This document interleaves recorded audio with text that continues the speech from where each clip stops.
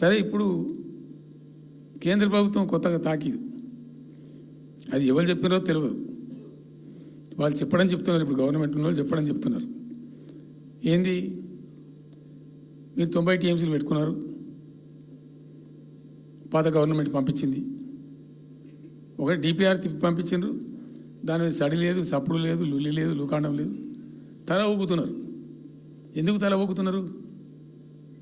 రాష్ట్ర ప్రయోజనాలు కాపాడడానికి లేకపోతే, రాష్ట్రానికి వచ్చిన నీళ్ళని కూడా కాపాడే స్థితి లేకపోతే ఇదేం దద్దమ్మ ప్రభుత్వం?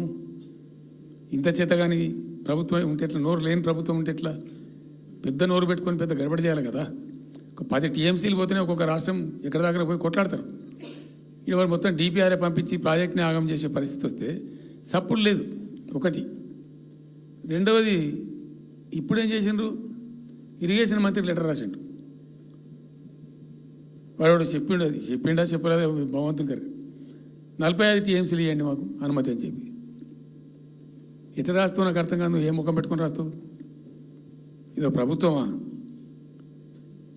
ఉన్నది ఉన్న వస్త్రానికి పోతే అనవసరం పోయింది అన్నట్టు ఉన్నది కూడా కొట్టుకుంటారు ఎవడన్నా? ఎవరై నీళ్ళు అవి? ఆల్రెడీ బచావ్ ట్రిబ్యునల్ తీర్మానంలో ఇచ్చింది, దాన్ని కర్ణాటక వాడుతుంది, అటు మహారాష్ట్ర వాడుతుంది. వాళ్ళ లెక్కల్లో చూపెడుతున్నారు వాళ్ళు. రాల్మట్టి డ్యాంలో వినియోగంలో చూపెడుతున్నారు వాళ్ళు. మాకు వచ్చిన 21 టీఎంసీ మేము ఇక్కడ వాడుతున్నామని చెప్పి. ఆ 2 ఎగువ రాష్ట్రాలు వాడుతుంటే ఇక్కడ వచ్చి మనకు వచ్చినటువంటిది బాజాప్తా, అది కూడా ట్రిబ్యునలే కదా, బచావత్ కూడా ట్రిబ్యునలే కదా. ఆ ట్రిబ్యునల్ తీర్పు ద్వారా వచ్చిన 45 టీఎంసీలు నువ్వు ఎందుకు ఆపుతున్నావు ఇప్పుడు? ఇదో రాష్ట్ర ప్రభుత్వమా? అసలు ప్రభుత్వం ఉందా? నిద్రపోతున్నారా? ఇంతసేపు రియల్ ఎస్టేట్ దందా తప్ప ఇంకోటి లేదా?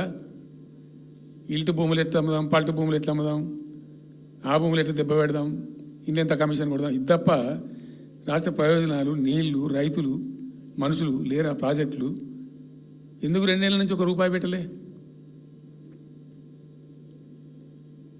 ఎందుకు ఒక తట్టడి మట్టి తీయలే? ఎవరు నిరోధించిన మిమ్మల్ని? ఎవరు అడ్డుపడ్డారు మీకు? ఎవరు కట్టేసారు మీ కాలను?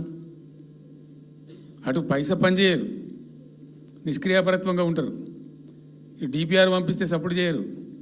ఇలా చివరికి 45 టీఎంసీ అని రాస్తారు. అంటే ఏం కాబోతుంది?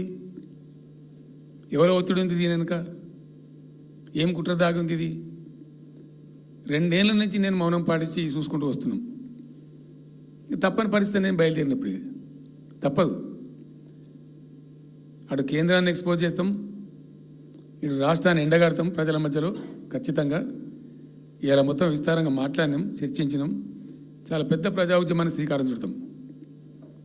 కంపల్సరీ పాలమూరు, రంగారెడ్డి, నల్లగొండ జిల్లాలలో గ్రామాన దానికి పోస్టర్ డిజైన్ అవుతుంది, కరపత్రం డిజైన్ అవుతుంది.